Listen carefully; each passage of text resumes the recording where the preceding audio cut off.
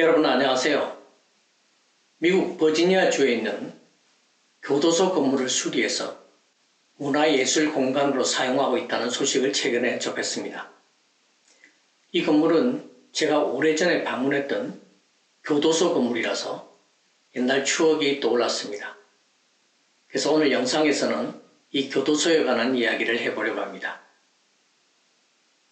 오래전 제가 학생으로 미국 워싱턴 DC에서 미국법을 공부하고 있을 때 교도소를 견학하기를 원하는 학생들이 있으면 손을 들어보라고 하셨어요. 그 교수님은 노턴 교도소의 자문위원으로서 견학 기회를 마련해 줄 수 있다고 말씀하셨어요. 당시 강의실에는 60여 명의 학생들이 있었는데 손을 든 학생은 저를 포함한 5명 뿐이었어요. 남학생은 저와 백인 남학생 1명이 있었고 흑인 여학생 1명, 그리고 백인 여학생 2명이 있었던 걸로 기억합니다. 미국에서는 교도소를 미니멈, 미디움, 맥시멈 이렇게 3등급으로 분류하는데요. 죄질이 가장 나쁜 범죄자들을 수감하는 곳이 맥시멈 시큐리티 프리전이에요.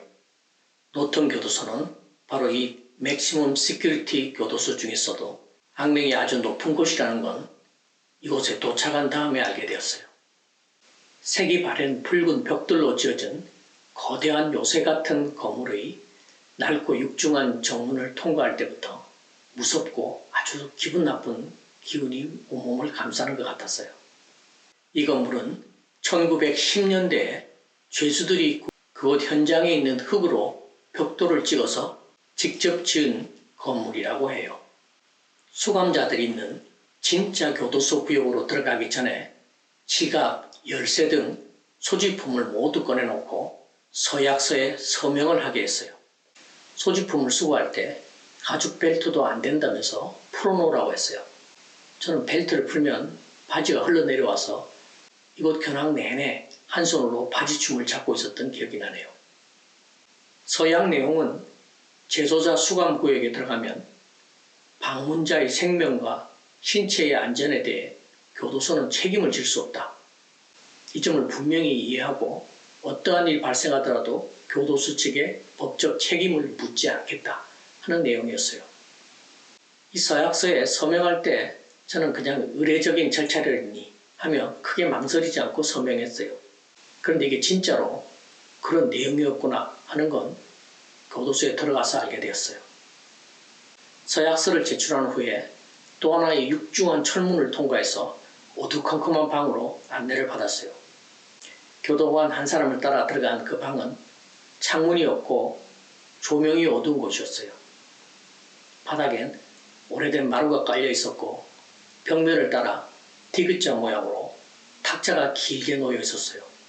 이 탁자들은 위에 유리가 있어서 안에 있는 물건을 볼 수가 있었는데요.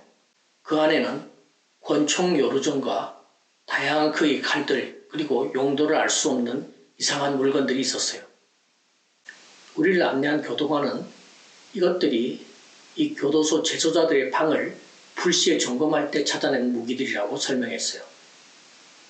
아니, 도대체 이렇게 삼엄한 절차를 거쳐야 들어갈 수 있는 곳에 재소자들이 권총을 가지고 있다고요?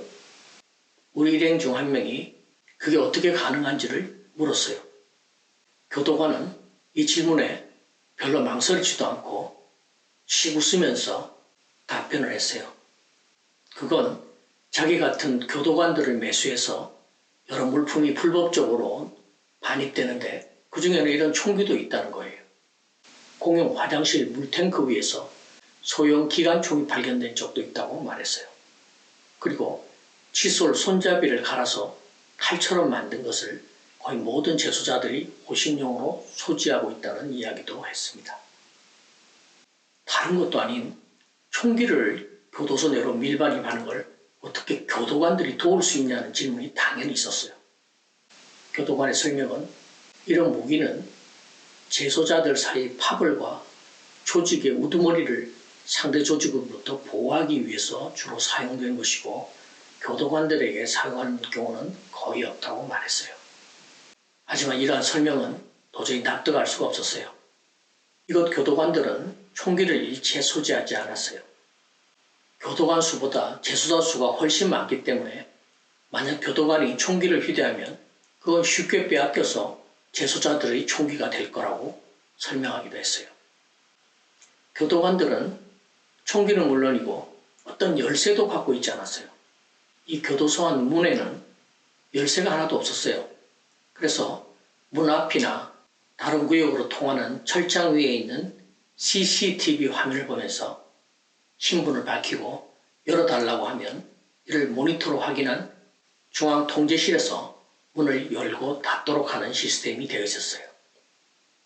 중앙통제실은 견고한 콘크리트 요새로 방탄유리 등으로 중무장되어 있었어요.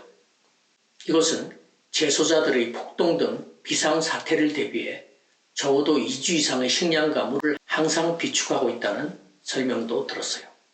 재소자들이 있는 구역에 들어가서 제일 처음 놀란 것은 재소자들이 우리와 같은 공간에 함께 있다는 거였어요. 이곳에 오기 전에 제가 막연히 상상했던 것과는 너무나 다른 상황에 등골이 오싹했어요. 저는 재소자들이 각자 자기 감방 안에 갇혀 있고 방문객인 우리는 복도를 지나가면서 철창 안에 있는 재소자들을 관찰할 수 있는 그런 상황을 생각했어요. 그런데 그 상황은 제가 상상했던 것과는 완전히 딴판이었어요. 재소자들이 그냥 우리 옆을 다 같이 함께 걸어다니고 있고 우리가 그들 속에 그냥 있다는 것을 발견한 거죠. 재소자들부터 압수한 총기류를 봤을 때 이곳에 견학한 걸 후회했는데요. 재소자들과 뒤섞인 공간에 들어와 보니 후회가 이만저만이 아니었어요. 견학이고 뭐고 다 싫고 어떻게 이것을 무사히 빠져나갈까 하는 생각밖에 없었어요. 이곳에 수감 중인 사람들 중 백인은 단 한 명도 보지 못했고 거의 모두가 흑인이고 아주 극소수의 히스패닉계 사람들을 보았어요. 미국 형사사법에 인종차별적 요소가 많다는 것은 그때나 지금이나 크게 다르지 않아서 흑인의 생명도 중요하다라는 외침이 아직도 진행 중인 거죠. 미국 폭력 범죄자들의 절대 다수는 흑인 남성인데 연쇄살인범과 총기 난사범은 거의 다 백인 남성이라는 통계가 있죠. 이 교도소에 수감된 사람들은 강도나 살인 등 강력범죄를 저지른 사람들이고 다른 교도소에서 행형 성적이 나쁘거나 범죄를 또 저질러서 징벌로서 이곳으로 이감된 이들도 있다는 설명을 들었어요. 취침 시간이 아닌 정규 일과 시간 중이라 거의 대부분의 재소자들이 자기 감방에서 나와서 운동을 하거나 작업장에 있었어요. 실내 체육관에서 열심히 농구를 하고 있는 이들, 체력 단련실에서 웨이트 트레이닝을 하고 있는 이들이 많았어요. 제 머리만한 알통을 가진 재소자가 엄청 무거워 보이는 덤벨을 가볍게 들어 올리면서 옆을 지나가는 저에게 이상한 미소를 지어 보이던 기억이 납니다. 우리가 지나가면 여학생들에게 윙크를 하거나 성희롱 운동을 하는 이들이 몇 사람 있었지만 대체로는 가볍게 눈인사를 하거나 그냥 멍하니 쳐다보는 경우가 많았어요. 미국 남부는 19세기 중반까지 목화 재배 등 주요 산업을 노예 노동에 의존했는데 이게 법적으로 금지된 이후에는 죄수들의 값싼 노동을 활용했어요. 20세기 초반까지 미국의 몇몇 교도소들은 재소자들을 농장이나 공장에 집단으로 파견하여 최저임금에 한참 못 미치는 급여로 일하게 하면서 중간 이익을 착취하는 관행이 있었다고 알려져 있습니다. 제가 이 교도소를 방문했을 당시에는 미국 민권연맹 등이 이러한 관행을 고치기 위해 소송을 진행하고 있었고 교도소 개혁가들은 재소자 본인이 원치 않는 작업을 강요하는 것은 노예제와 같다는 취지로 시정을 요구하고 있었던 때입니다. 그래서 그곳 교도소 내 작업시설에서 일하는 사람은 거의 볼 수가 없었고 대부분 운동을 하거나 운동장에서 햇볕을 쬐면서 삼삼오오 모여있는 경우가 많았어요. 식당과 주방 등 몇몇 시설을 더 둘러본 후에 찾아간 곳은 도서관이었어요. 초등학교 교실만한 장소에 나무 서가가 가득 차 있었고 책을 읽을 수 있는 책상은 2인용의 작은 테이블이 3개쯤 있었던 것 같아요. 책장에는 로스쿨 학생들의 교과서들이 많이 꽂혀 있었는데 저에게도 아주 눈에 익은 책들이었어요. 로스쿨 학생에서 기말 시험이 끝난 후에 허박 교과서를 기부하라고 하는 걸 종종 봤는데 그런 책들이 이런 교도소 도서관에 온다는 걸 거기서 알았어요. 이 교도소에서 받은 여러 충격 중에서 가장 기억에 남는 것은 바로 이 도서관에서 만난 사람이에요. 그곳에는 로스쿨에 다니는 한 여학생이 자원봉사를 하고 있었어요. 체구가 아주 작은 백인 여학생이 있는데요. 일주일에 이틀을 이 도서관에 온다고 했어요. 많은 재소자들이 법에 대해 궁금해하고 특히 가석방 절차에 대해 알고 싶어 한다고 했어요. 그곳 재소달 중에는 글을 읽을 수 없는 사람도 있고 그렇지 않더라도 어려운 용어투성인 법률 서적을 이해할 수는 없어서 이 학생이 관련 책을 찾아서 설명을 해주는 일을 하고 있다고 해요. 도서관에서 이 학생을 만나기 전까지 저를 포함한 우리 견학팀 모두는 무척 긴장하고 두려움을 많이 느끼고 있었어요. 그런데 이 학생을 본 후로는 두려운 마음이 많이 없어졌던 것 같아요. 교도소 견학 중 또 하나 인상적이었던 것은 교도소 내 보호구역이었어요. 다른 재소자들은 모두 자유롭게 돌아다니고 있었지만 4~5명가량의 사람들이 철장 안에 갇혀 있었어요. 이들은 대부분 체구가 작았고 흑인보다는 히스패닉이 더 많았어요. 이 사람들은 철창 안에 있는 당구대에서 당구를 치고 있었는데요.